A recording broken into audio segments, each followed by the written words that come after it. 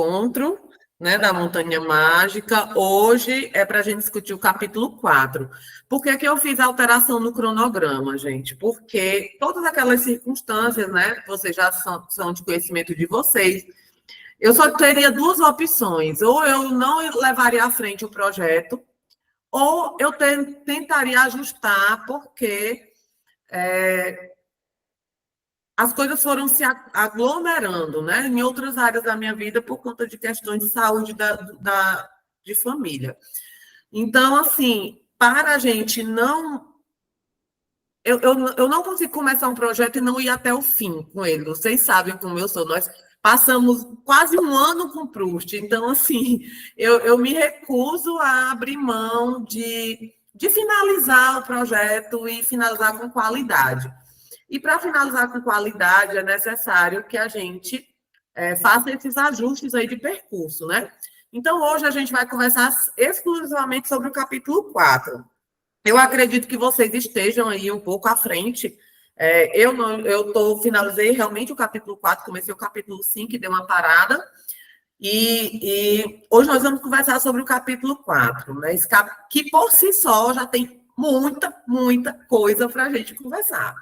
No vídeo anterior, no encontro anterior, falando no vídeo, porque a Beth falou que assistiu pela gravação, e eu fiquei com cabeça de vídeo. Mas no encontro anterior, eu fiz toda uma introdução, né? Demorei muito a passar a palavra para vocês, inclusive, porque eu quis fazer toda aquela contextualização. Mas agora não é mais necessário, né? Todo mundo aqui já está ambientado, devidamente ambientado com a leitura. Então, assim, eu queria ouvir vocês também, eu queria que a gente fosse conversando, e à medida do que vocês forem trazendo, forem surgindo os assuntos, eu vou também pontuando aqui as minhas impressões. Eu deixei, né, lá no YouTube um vídeo falando exclusivamente sobre aquela parte do excurso sobre o sentido do tempo, que é uma digressão que o Mann faz aqui dentro desse capítulo, que eu achei muito relevante, que só ele dá, assim, muito pano para manga, né, digamos assim. Então, eu quis fazer isoladamente, né, uma análise sobre essa parte e disponibilizei, já está público lá no YouTube, mas eu disponibilizei, né, para vocês de forma antecipada. E eu queria saber de vocês aí, se vocês viram, o que vocês acharam da leitura, quais são aí, o que é que vocês tiveram de impressão aí desse capítulo 4. Eu vi, eu acho que não sei se o último vídeo eu vi. Tem 3 vídeos teu lá no YouTube, né? Sim, Ah, sim. então. São 2 vídeos que são exclusivamente sobre essa questão do Aham, tempo, e o outro vídeo é o nosso encontro, né? eu O primeiro vi. encontro. Aham, eu vi os vídeos. Assim, eu, na verdade, eu fiquei meio perdida agora, porque, né, vocês já falaram do primeiro capítulo. O que eu tenho, até anotei bastante no meu livro, tá super anotado, olha o tamanho dos posts que eu coloco, porque não dá.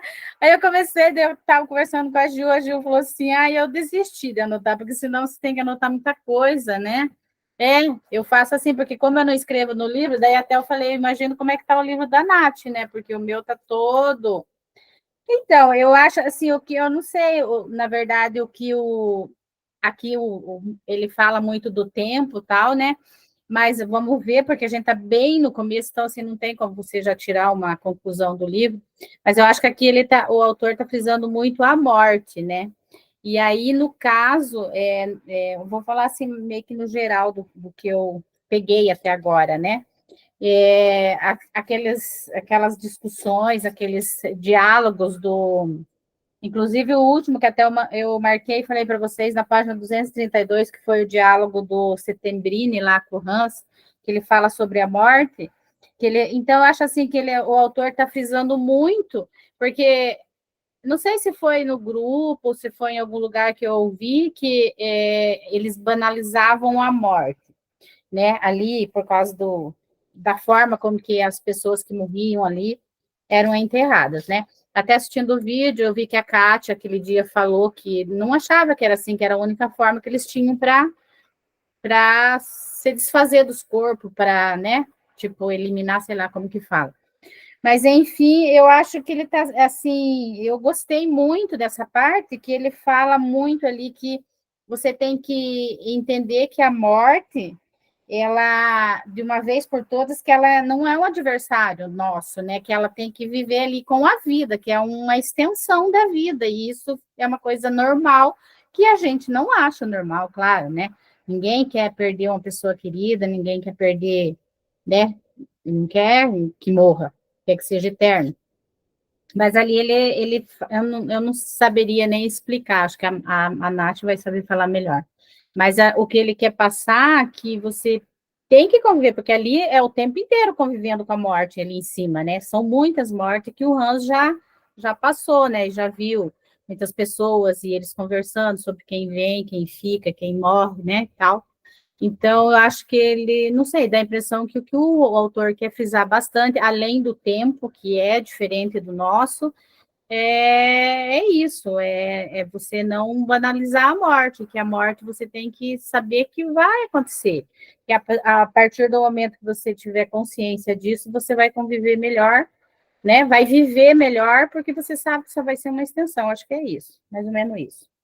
E o que eu ia falar também? Ah, outra coisa que eu achei assim, muito estranho já do começo do livro, que se é um sanatório para curar tuberculose, que é uma doença, que é uma bactéria, como é que as pessoas vão lá para visitar, que nem no caso do Hans, ir lá visitar o primo e ficar lá? Achei muito estranho isso, ainda não consegui, sabe, absorver isso na minha cabeça. E ali, assim, várias pessoas, né? Por exemplo, tem mulher acompanhando o marido, tem, sei lá, alguém, eles vão e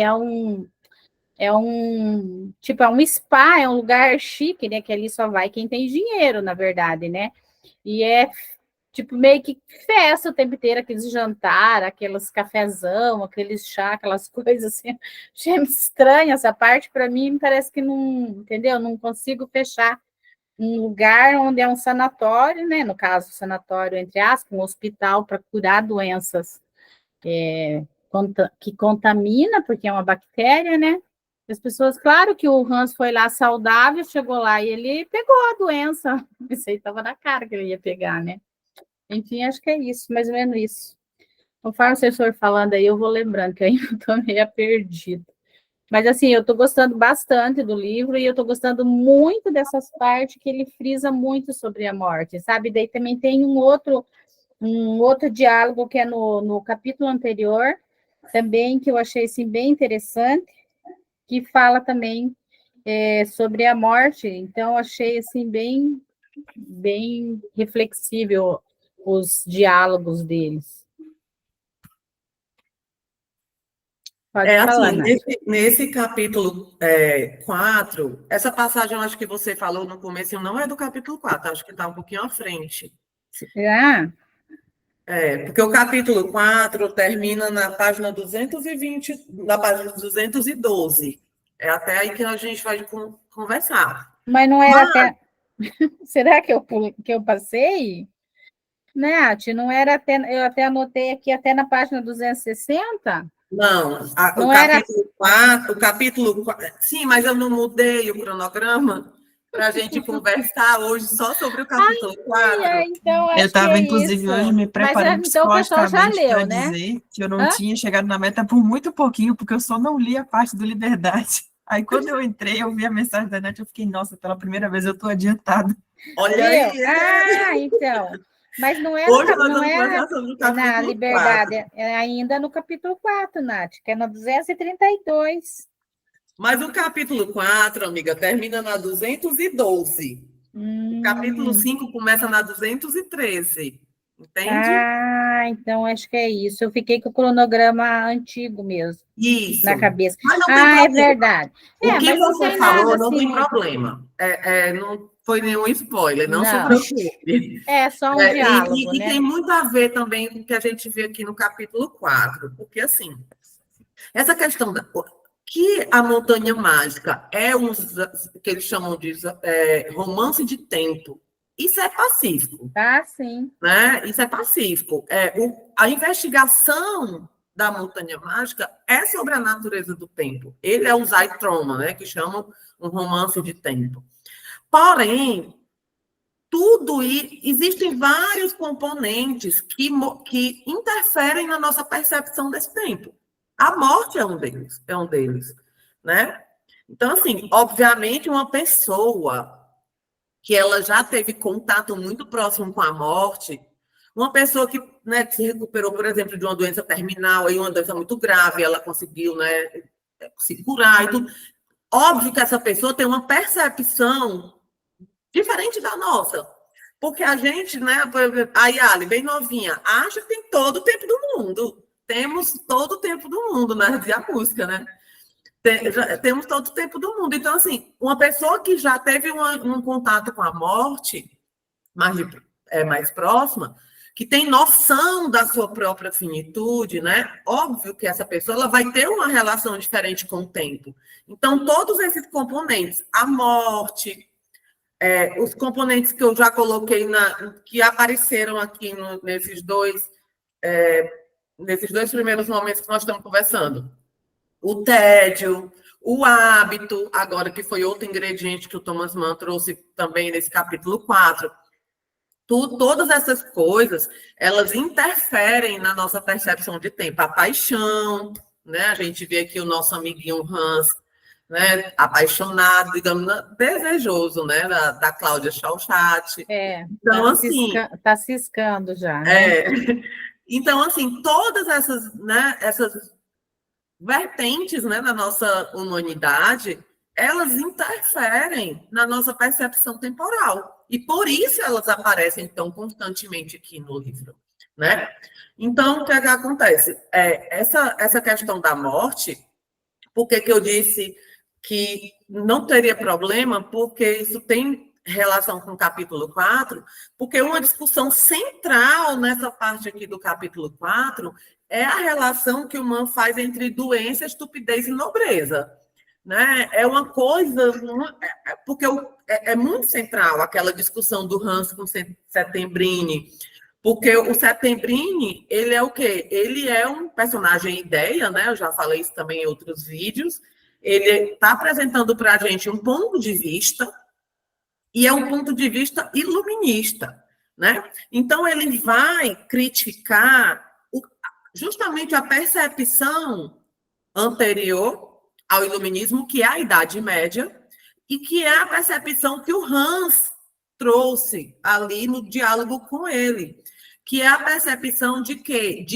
Da doença como uma espécie de espiritualização.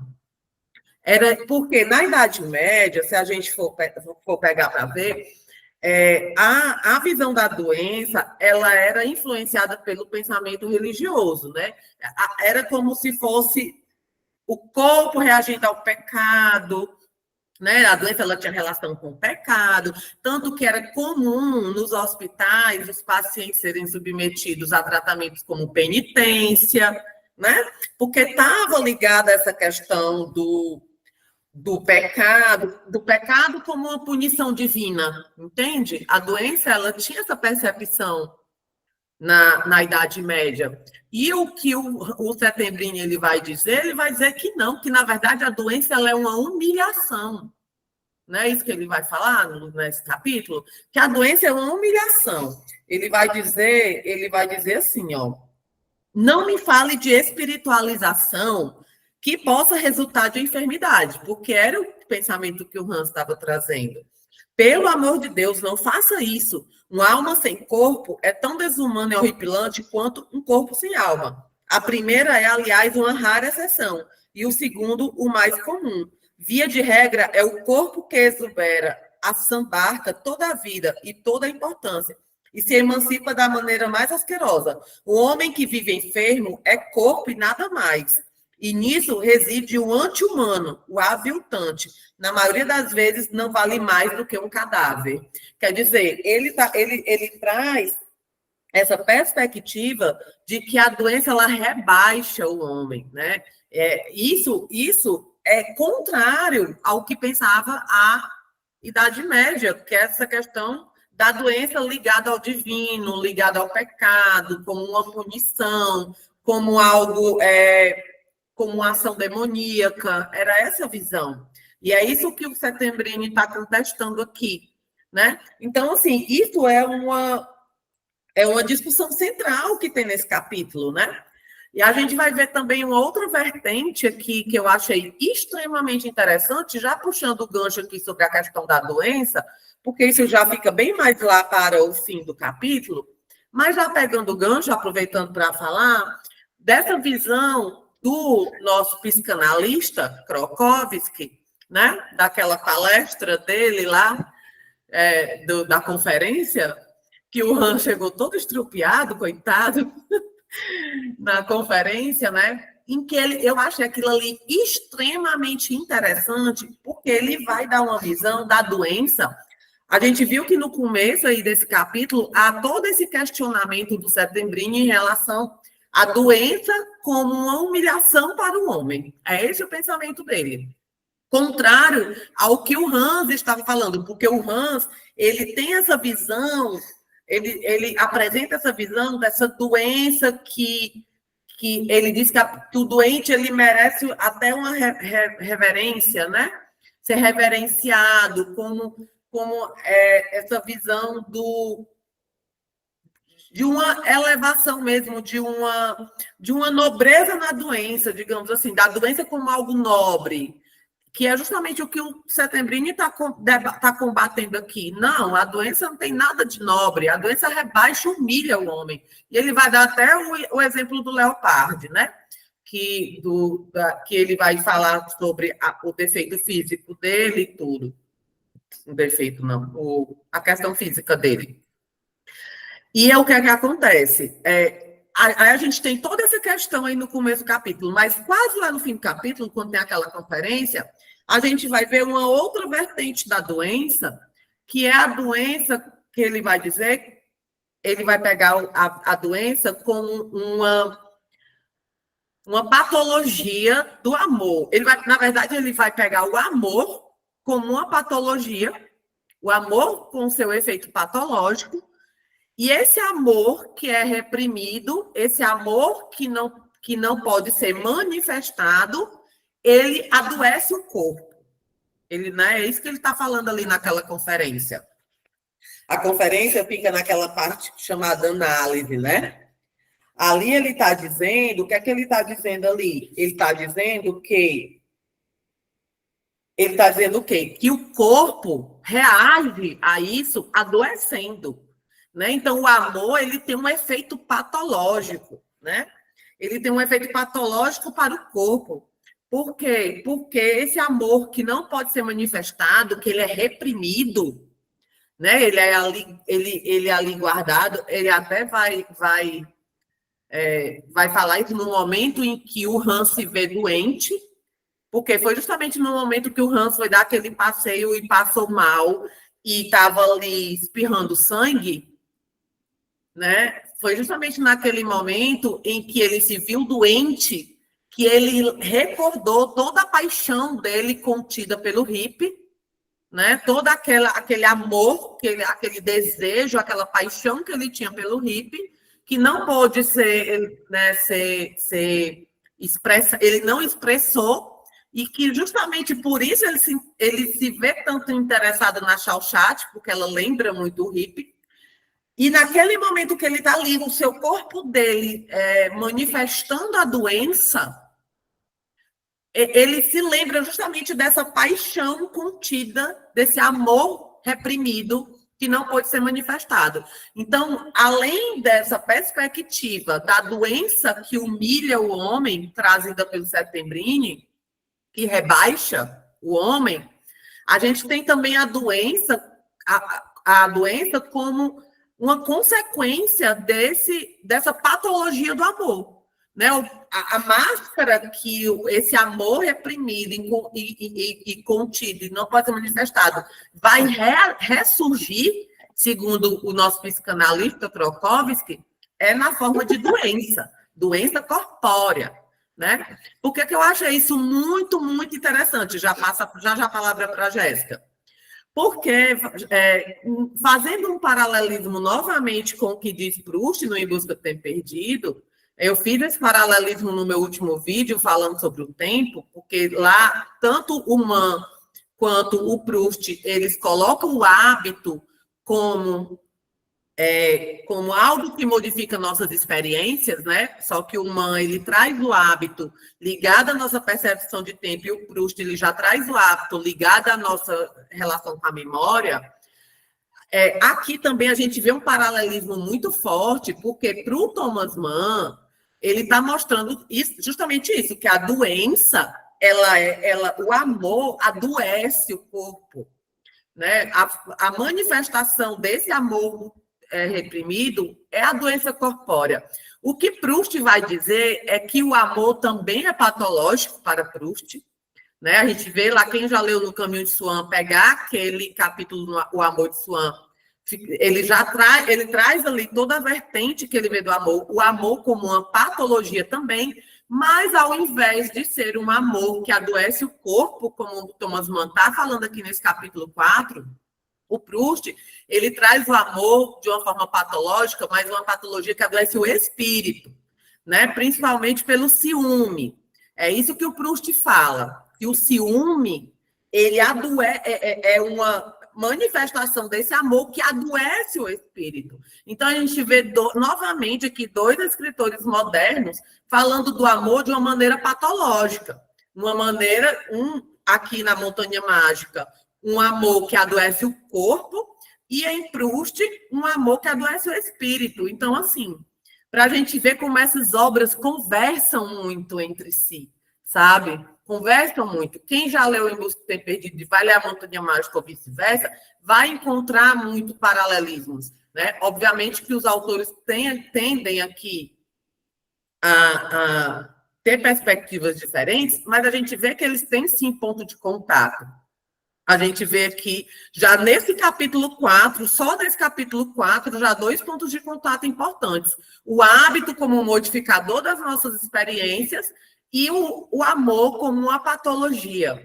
Então, assim, eu quis só levantar essa discussão em relação à doença, porque foram as 2 coisas que ficaram muito fortes para mim nesse capítulo 4.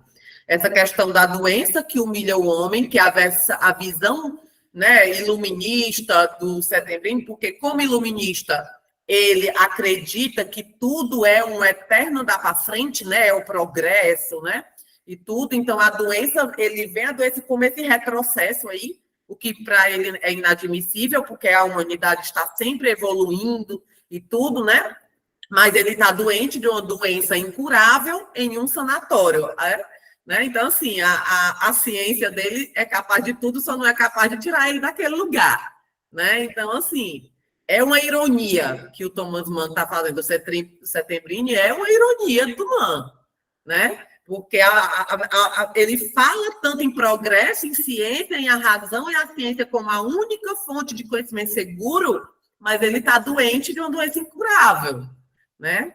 Então, a ciência não tira ele do sanatório, né?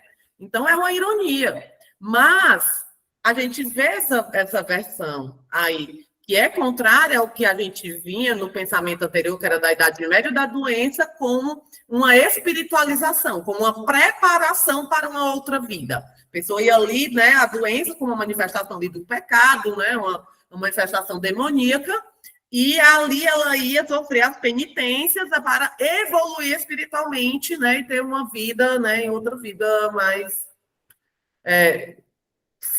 já sã, né, uma vida curada, assim. E essa versão da doença como uma patologia que adoece o corpo. Então, assim, tem muitas coisas aqui relacionadas a essa percepção da doença. Mas fala aí, Jéssica, porque se deixar, eu vou até amanhã. Que isso. Eu vou falar bem rapidinho, né? Vocês me conhecem. Mas eu acho que o capítulo 4 foi o que eu mais gostei até agora, porque ele deixou bastante... Eu não sei se eu comentei no outro, mas ele deixou bastante explícito uma sensação que eu tive desde o começo. Quando a gente comentou que leu mais de 100 páginas e só tinha passado um dia. Aí eu comentei assim, a impressão que eu tenho é que vai passar o tempo e a narrativa dele vai seguir o conceito dele dessa coisa do hábito do tempo. E foi realmente isso, ele faz uma puta dissertação, ele desabafa ali, eu me senti dentro do Vitor Hugo de novo, e aí numa página passou as 3 semanas inteiras. E aí meio que a narrativa, a forma de narrar dele corrobora com o argumento que ele traz, e até no capítulo 5 ele vai deixar um pouco mais claro isso, e vai voltar a ficar um tanto monótono, e ele vai explicar o porquê disso, e a narração dele vai voltar a ficar monótona. Então, eu acho que, para mim, esse é o ponto alto do livro em si. E, inclusive, o tabaco, ele falou que começou a gostar de novo, né, também, que esse eu lembro que eu comentei, que, assim, é só pelo ambiente diferente, por ele estar tão acostumado, ele tá mudando de ambiente, mudando do rito dele de fumar, então ele começou a sentir, às vezes, o gosto verdadeiro, e agora ele voltou a se acostumar a isso, então ele voltou a pegar gosto. Então, eu acho que o argumento do hábito sendo um dos principais focos do capítulo 4, ele fica muito evidente não só nele explicando, mas nos detalhes das cenas em si. Às vezes nem precisava ele explicar, ele só queria dar uma palestrinha.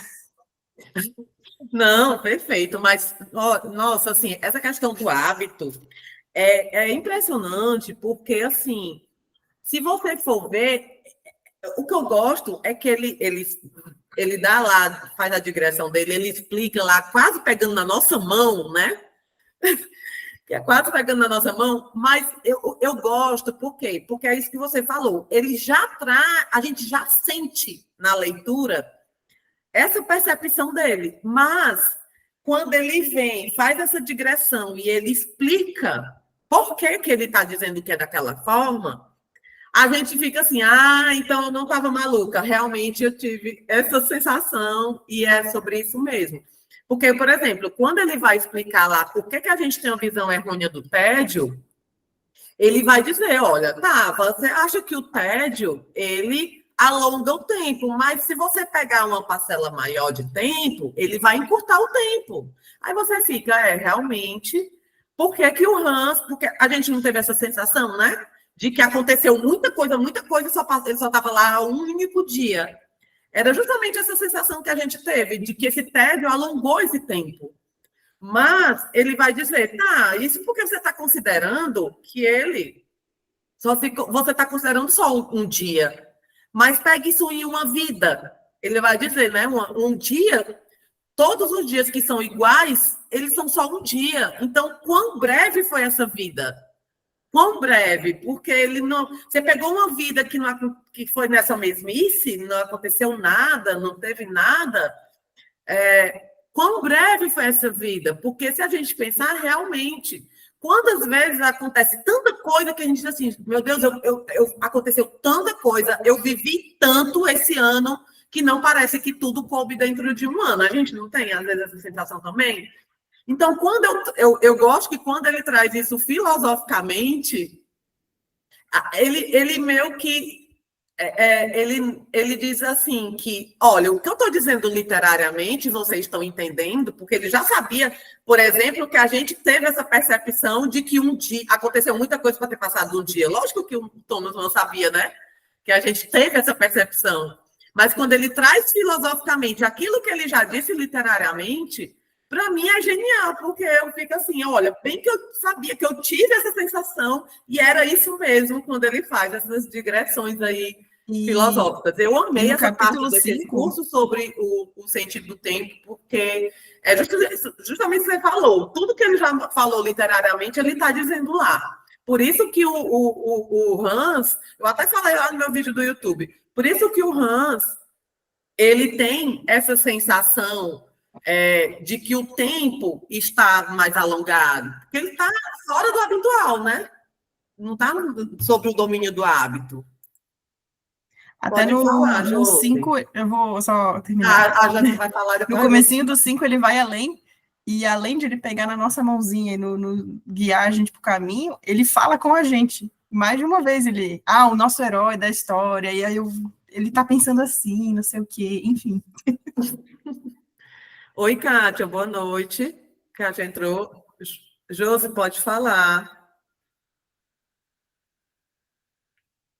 A Gil não vai mostrar a cara, por quê, Gil? Tá de pijama? Josi, teu áudio tá desligado, eu acho, amiga. Eu não tô ouvindo. Tá desligado. Enquanto a Josi volta, Gil, pode falar. Peraí, deixa eu ver se eu consigo liberar aqui o áudio dela. Não estou te ouvindo, Josi. Vocês estão escutando a Josi? Não, Não, dá para né? ver que ela está mexendo a boca, mas não está ouvindo. Mas tá, o microfoninho dela está desligado? Pois é. Gil, pode falar, Gil. Josi, eu vou passar para a Gil e depois você volta. Porque não tá ouvindo o teu áudio de jeito nenhum. Tem que pedir para ela desmutar o. Ah, mesmo. Olha lá, está mutado? Mas eu tô tentando A ativar Gil aqui o está muda microfone dela e também. não estou conseguindo. Gil está muda. Ela disse que não é possível ativar o som de outra pessoa. Então vamos para a Gil, ver se a Gil consegue falar até a Josi voltar. Tá me ouvindo? Sim. Então, eu vou falar assim meio rapidinho, só para essa questão do hábito, né? Porque eu percebo o Hans, desde quando ele chegou na montanha, que ele já ficou muito encantado por tudo ali. Talvez porque ele sempre foi uma pessoa órfã, né?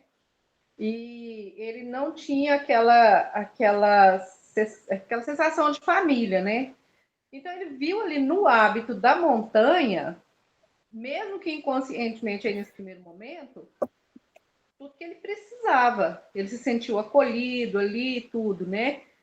E eu vejo às vezes que ele tem essa percepção da morte, mas que ela não assusta tanto ele. Às vezes ele até, assim, eu percebo até um pouco inocente, né? Nesse sentido. Porque vai descobrindo isso aos poucos. Tinha uma coisa que eu queria falar. E que ele é muito sugestionável. Talvez ele tenha ficado doente não tanto pela convivência com outras pessoas lá, mas porque ele é sugestionável. E talvez o fato dele ser sugestionável acabou que ele se sentindo doente era uma maneira indireta do inconsciente dele de ficar, de permanecer ali, né?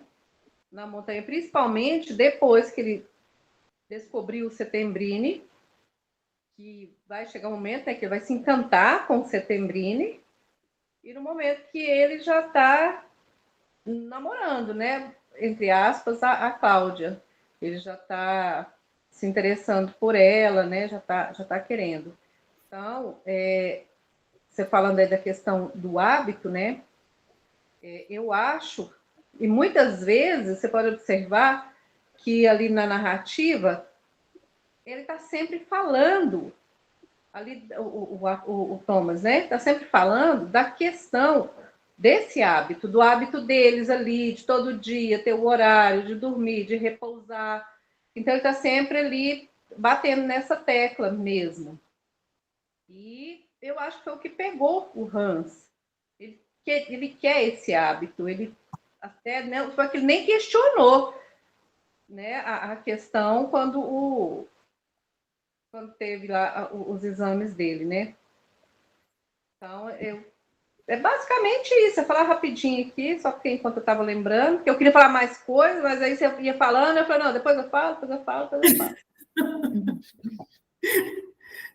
Essa questão do Hans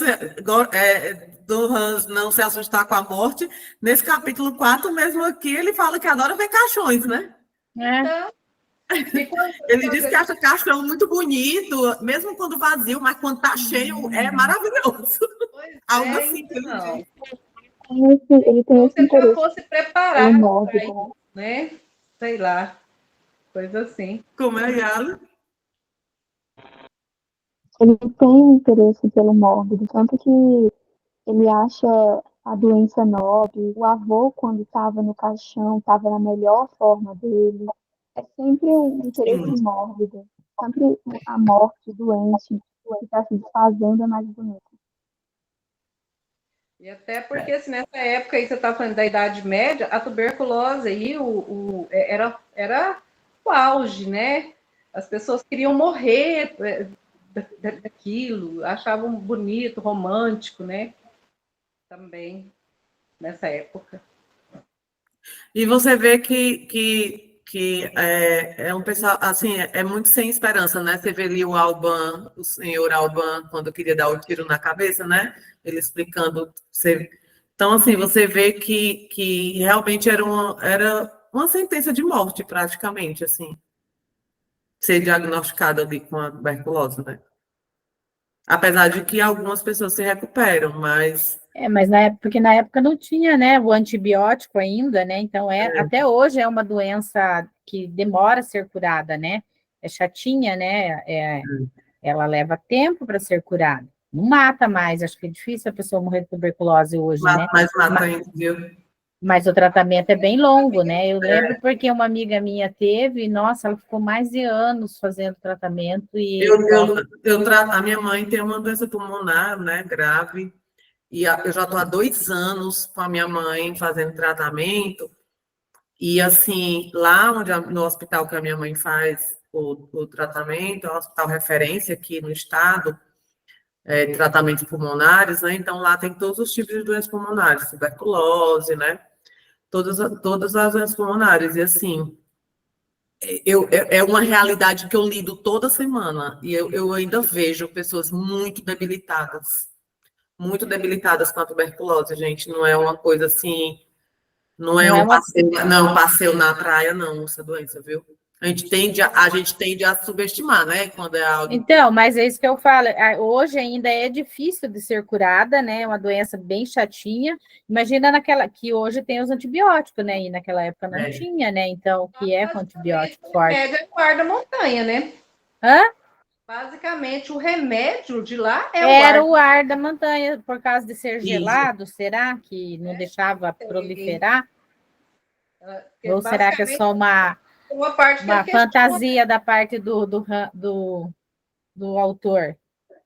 É Mas tem porque uma também parte na era vitoriana se falava muito dos ares. Acho que a né? gente leu, não sei se a Nath leu no Clube Ayali também, a biografia da Rainha Vitória. Eles falavam muito do banho de mar, de tomar fresco, dos ares. No Ana Karenina teve a Tite, né? Ela estava doente, ela foi para as montanhas lá para se curar para esses lugares, né? E, na verdade, ela ficou doente de amor, né? Aquilo que a Nath falou, né, há pouco, né? Sobre a doença que vem do amor, a doença que vem, né? O amor como uma Isso, patologia, né? Que é E no caso mais da aqui no menina lá, acho que foi isso. Então, acho que na época, que nem a Jéssica falou, era normal isso, né? Tanto é que a tuberculose é a doença do amor, né? Do romantismo, né? E você Sim.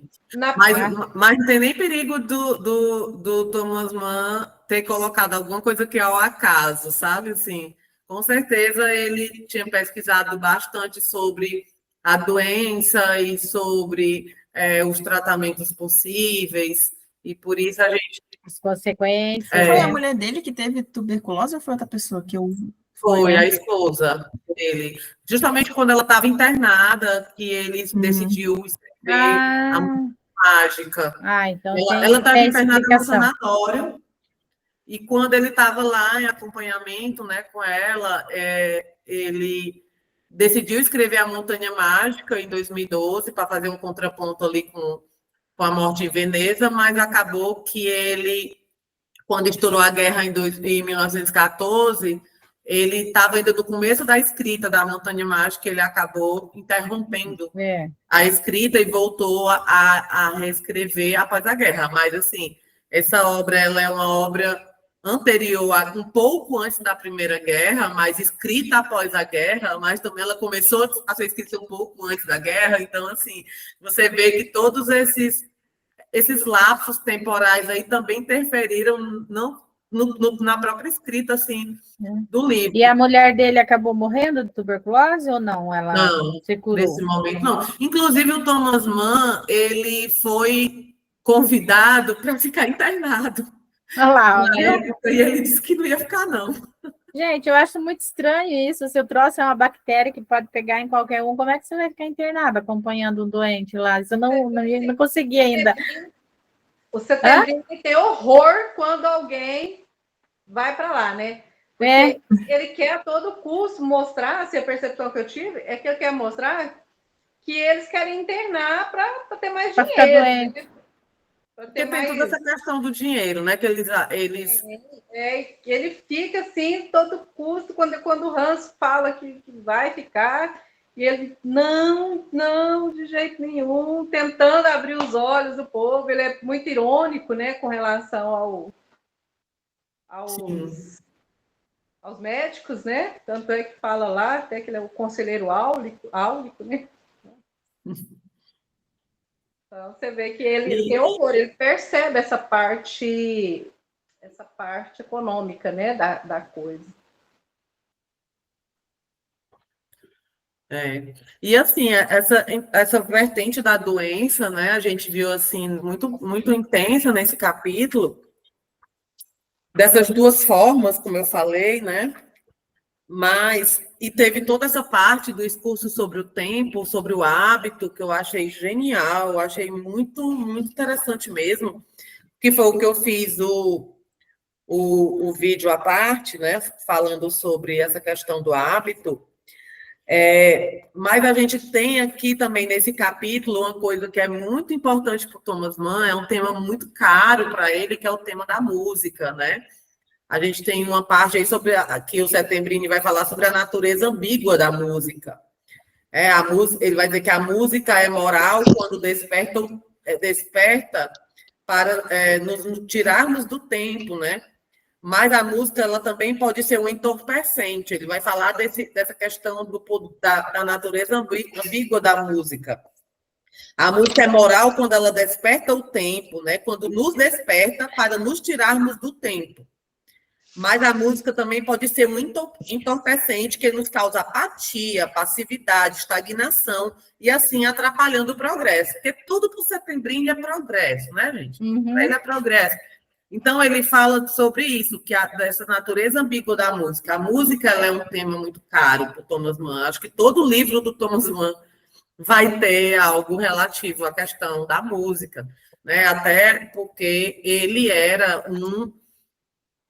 não era só um admirador do Richard Wagner, ele era, e a gente vai ver isso aqui, temas wagnerianos por excelência, digamos assim.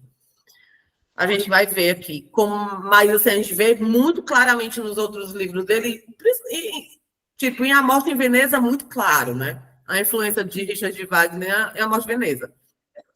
Mas ele não era só um admirador do Richard Wagner, ele tinha, eu acredito que era um projeto literário dele, de pegar os temas wagnerianos e trazer para a literatura, né?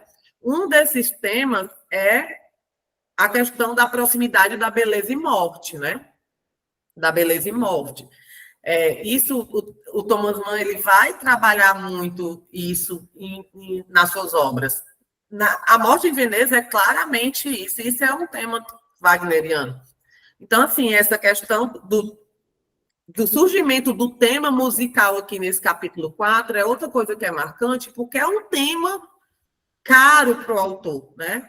Então, foi outra coisa que me chamou bastante a atenção na leitura desse capítulo.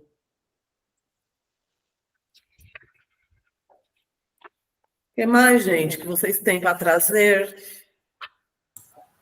Eu não sei se vocês leram o Tônio Kroger, que é o segundo conto que está no livro do Morte Não em li, Veneza. eu li só a Morte em Veneza. Então, quando eu li aquela parte que ele descreve o hippie, que é todo aquele cenário da escola, como ele observava e admirava e não queria macular aquela relação de ídolo que ele tinha no hippie, é justamente o plot de Tônio Kroger. Eu fiquei, rapaz, você está reciclando o plot aí que eu tô vendo, viu? E tu sabe que o Tônio foi escrito realmente em uma figura real, né? Eu imaginei, porque ele botou a mãe dele, eu acho, na mãe do Tônio, uma coisa assim. Essa novela do Tônio é bem autobiográfica mesmo. Assim. E, assim, é muito, influência. muito, muito parecido. Só muda que o Tônio, ele apresenta um livro pro outro menino, que eu esqueci o nome agora, o nome do menino lá. E no caso do Hans, ele pede um lápis emprestado, né? E aí, mas os dois ficam com aquela mesma sensação, assim, nossa, eu falei com ele, mas ele falou comigo, vai estar tudo errado agora. Ai, E os dois são bem passivos igual, né, nessa questão, sabe? não, e ele guardando as casquinhas do lápis, gente, pelo amor de Deus.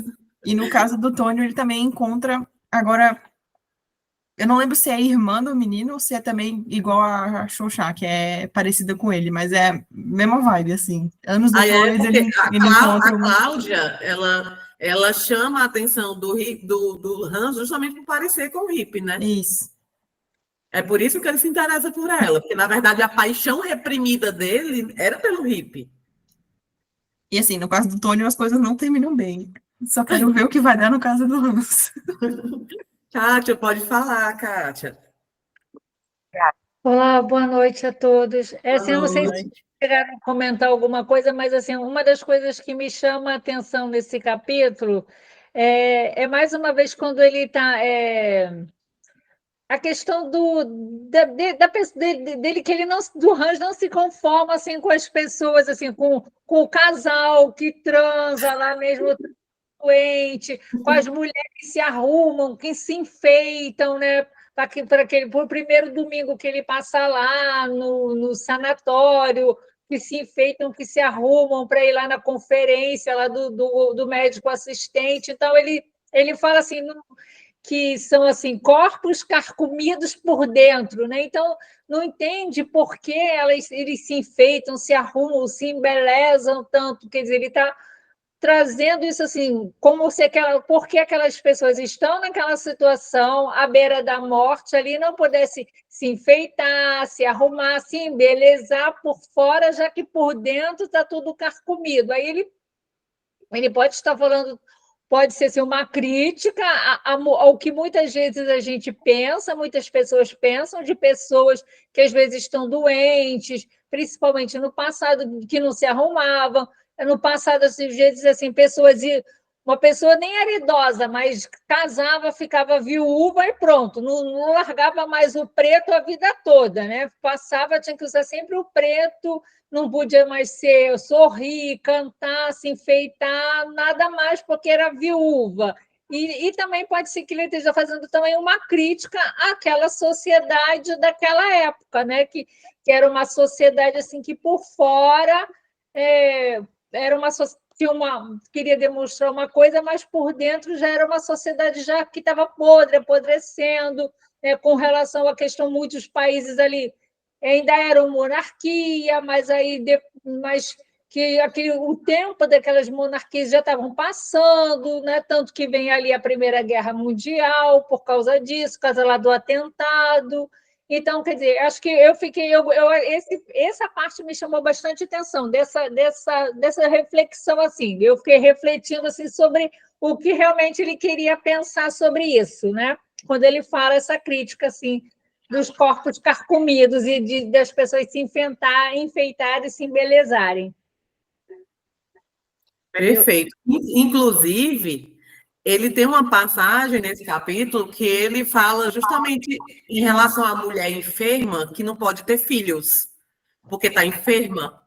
E ele vai dizer, a mulher enferma que não está apta para a maternidade, que sentido tem ela de se arrumar?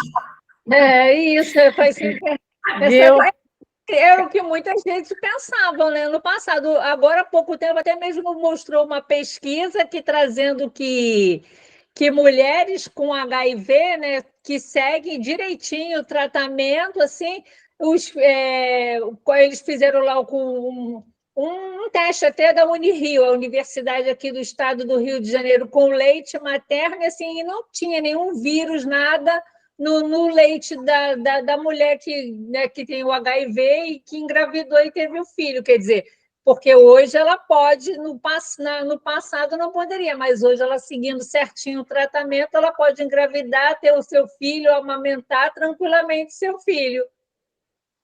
Exatamente. Viu, Kátia, você falando de não poder se arrumar porque está doente e tal, né?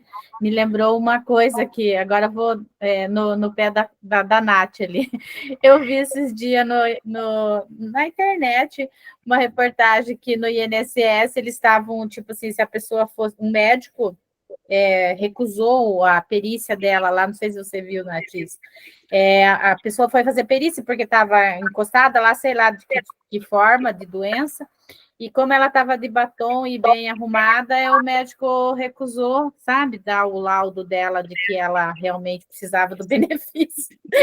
Aí eu falei, agora só porque tá lá, tipo, tá, você tem uma doença, você não pode trabalhar, mas aí você não pode passar um batom, se arrumar para ir numa consulta médica, né? Eu vi isso essa semana, eu tive que rir, falei, meu Deus, olha só, agora você não pode nem passar um batom, e mais ou menos agora a Kátia falou isso, eu lembrei disso aí, mais ou menos, ainda acho que continua igual. Continua. As pessoas olham para você e falam assim, ah, tá, a pessoa tá rindo, né? Tá ali, mas não sabe o que tá por dentro, né? Tá todo carcomado, que nem diz a Kátia. Feita para poder ter um ânimo para sair de casa, sim, né? Sim. E aí o preconceituoso, né? É o Hans, né, que você está falando, que estava implicando, né? Então, já vem o preconceito lá de homens, né? Que não pode se arrumar porque eles estão lá no hospital. É do SUS inteiro, porque se para você hoje fazer o seu registro no cadastro único, você tem que ir mulambento, porque se você for arrumado para tentar algum benefício que seja, você não consegue. Você tem que ir mulambento. Pior É porque que a o meu... nossa sociedade não andou muito, não, gente, desse tempo. Então, exatamente isso que eu quis falar. Não mudou, continua a mesma coisa. As situações são outras, mas no mesmo patamar. Nós somos muito ligados a externo, a Aparência. padrões, né? E, assim, não andamos muito como sociedade não, nesse aspecto, sabe? É muito triste, porque acontece mesmo, assim. Eu tenho familiares que passam por problemas de fundos psicológicos, né? Doenças emocionais, psicológicas, né? E uma pessoa comentou comigo, mas tu não disse que a fulana estava com depressão? E eu ouvi ela estava numa festa. Sim. Mas é isso. Entende? Mas, assim, o esforço que a pessoa faz para, inclusive, sair, não se isolar, uma parte do tratamento, né? Mas as pessoas não entendem. As pessoas acham que porque você está doente, você tem que estar no fundo de uma cama. Essa é a verdade, né? Então, assim, você vê como... Escolher estar no fundo da cama. Escolher não sair, escolher não se arrumar.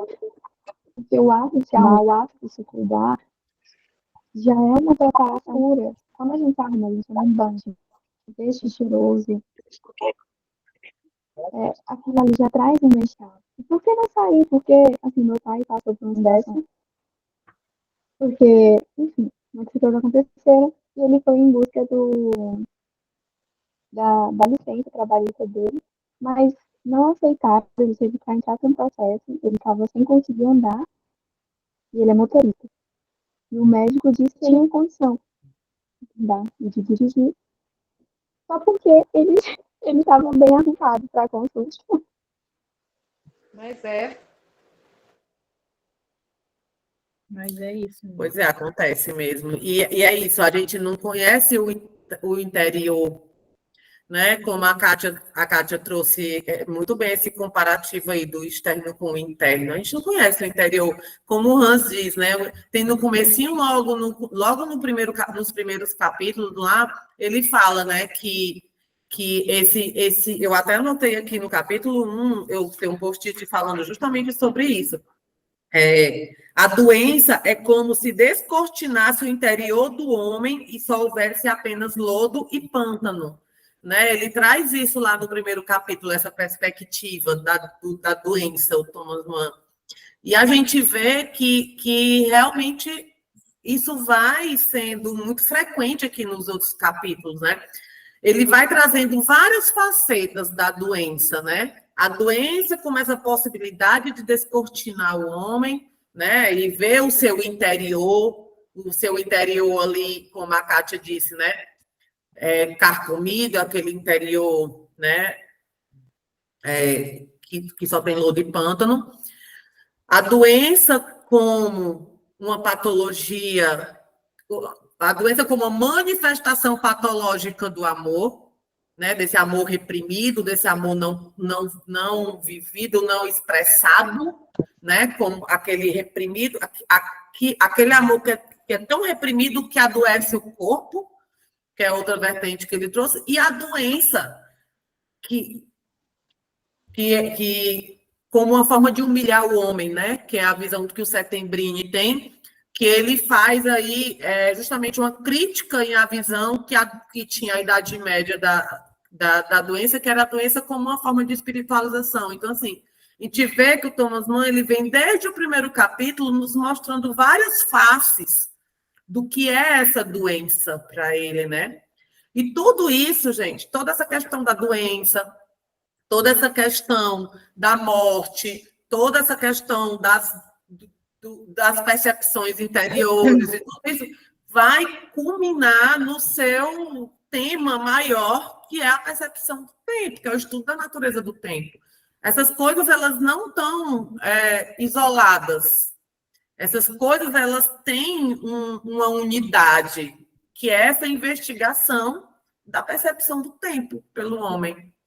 Sabe? Então, assim, são componentes, como se fossem componentes dessa investigação maior, que é a natureza do tempo, esse tema filosófico que ele investiga aqui. Então, assim, a gente vai vendo tudo isso nos capítulos. Ele já trouxe várias vertentes da doença, ele já trouxe vários elementos que interferem na nossa percepção temporal, né, como o TED, como o hábito, nesse capítulo em específico, o hábito. Então, assim, tudo isso ele vai nos apresentando para formar esse arcabouço que lá na frente a gente vai chegar, acredito eu, em um denominador comum em relação a isso.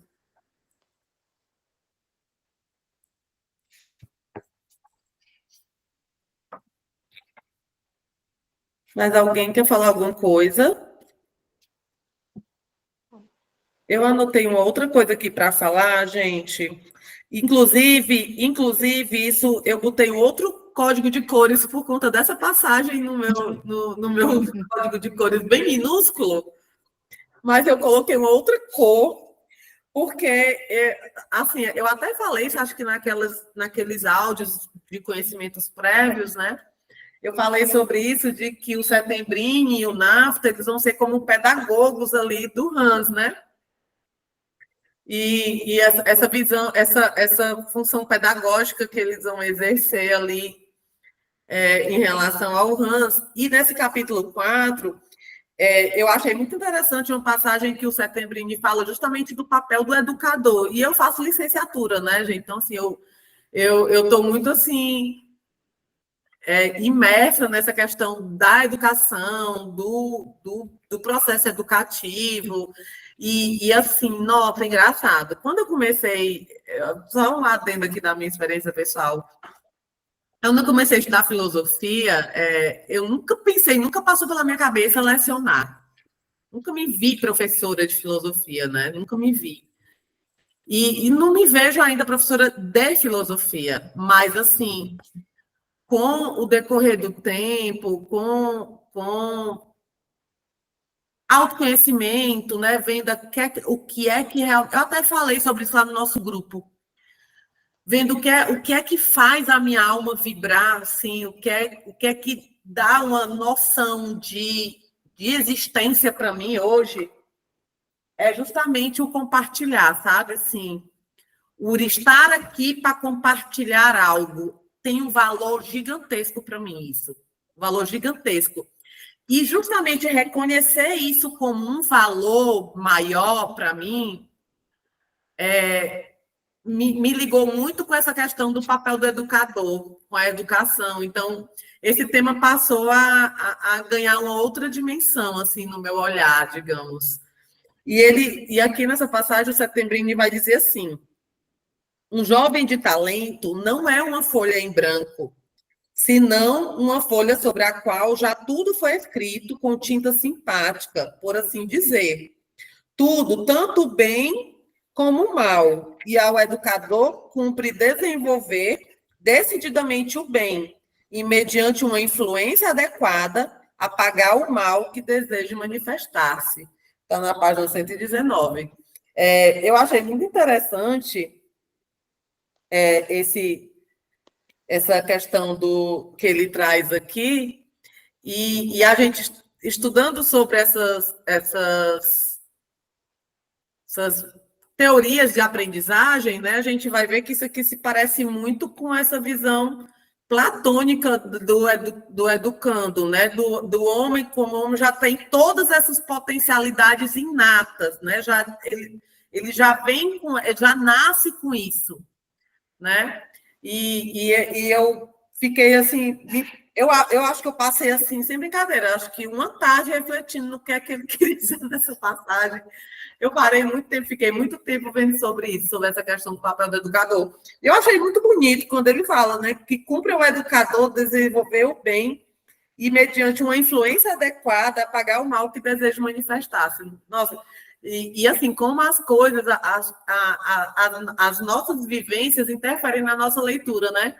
Eu acho que se eu não tivesse tão ligada com essa questão da educação, tão reflexiva em relação a isso, eu acho que isso era uma passagem que eu talvez não tivesse dado tanta bola. E, nossa, me fez refletir Tanta importância, né? É. Então, eu estava vendo aqui, eu tinha anotado algumas coisas, mas é bem lá para frente mesmo, vou deixar para outra.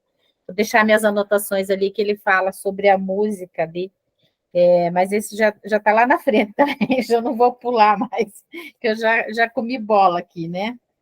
Mas é que nem a Nath falou, ele abre muitas vertentes, né? Muitas camadas, muitas coisas para você analisar ali, né?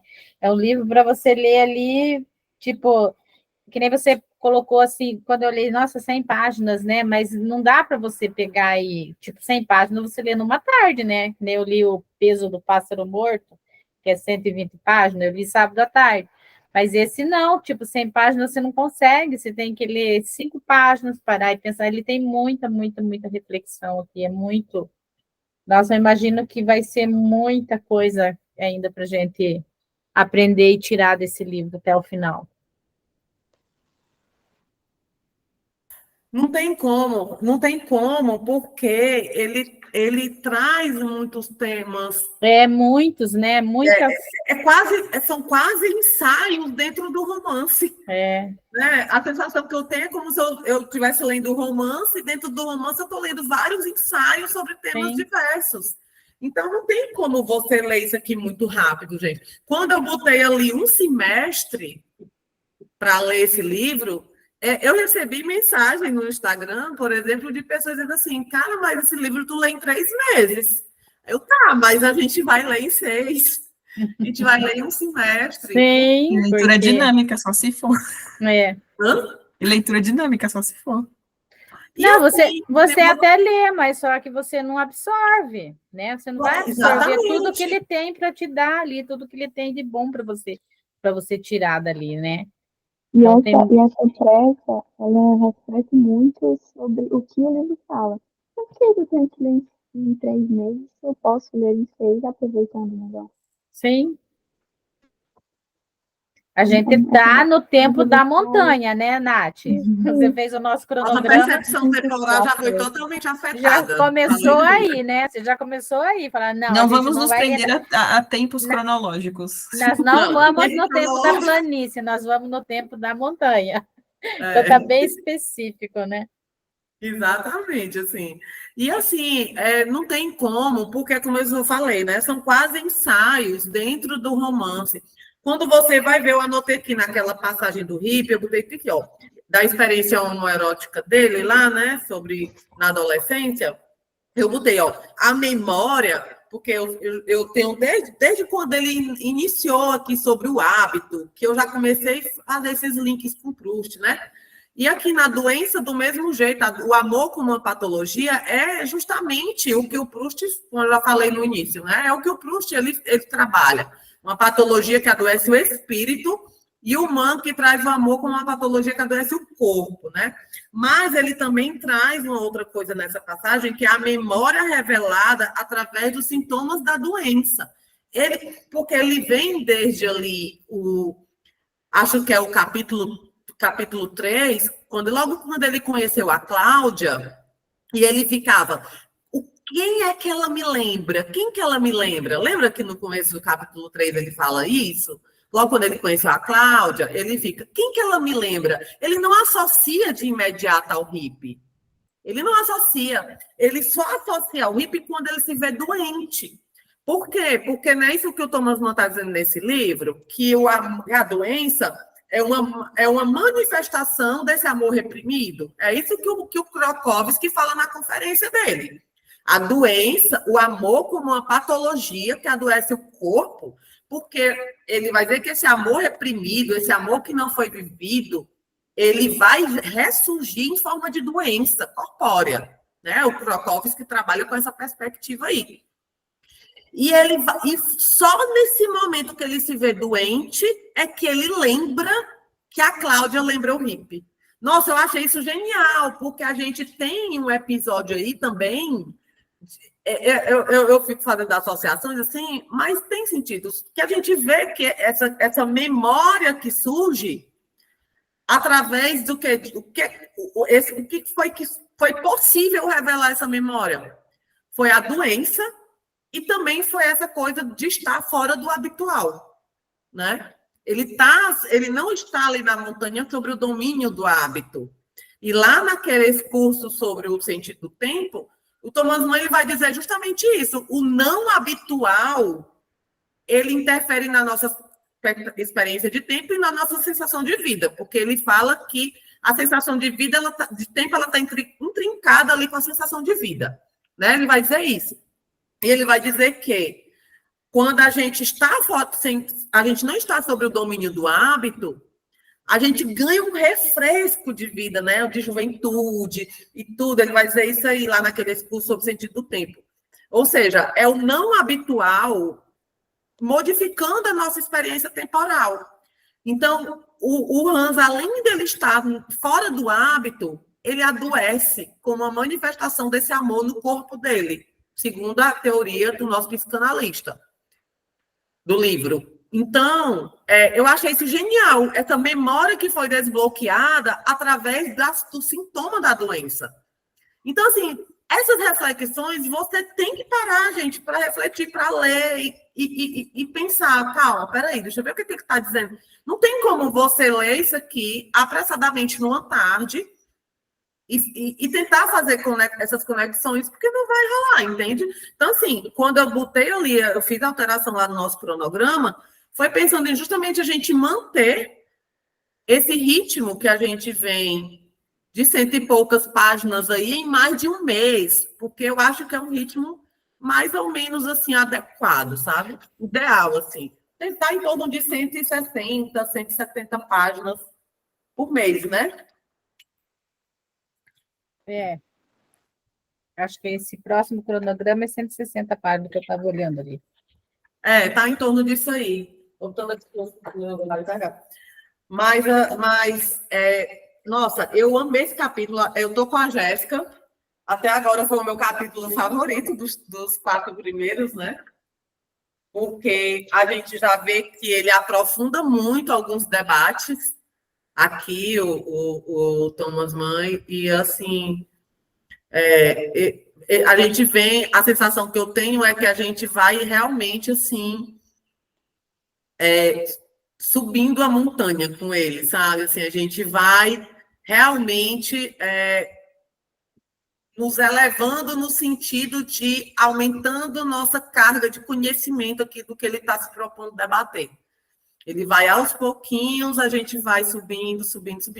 Né? Nessa questão do tempo, a gente já teve mais elementos que ele colocou nesse capítulo 4 do que a gente tinha anteriormente, porque no capítulo 3 ele trabalha muito essa questão do tempo como um espaço, né? A gente só consegue medir o tempo porque a gente toma o tempo por espaço, é essa perspectiva que ele traz, mas já nesse capítulo 4 ele está dizendo, tá, mas também tem algo mais, não é só isso. né? Tem uma outra coisa que interfere, e essa outra coisa é o hábito, né? Então, ele já vai... Está vendo que ele vai aumentando os argumentos e a gente vai tendo a sensação de que a gente vai realmente Sim, subindo com ele nessa escalada vai aí. soltando camadas, né? Isso. Ele vai soltando as Essa é a camadas, sensação que eu né? tenho. E aí a gente vai pegando, vai linkando. Até o final tem muita coisa ainda, né? Nós estamos bem no comecinho. Se a gente fosse tomar por capítulos, a gente teria passado da metade, mas como a gente não pode tomar por capítulos, é por página, a gente está aí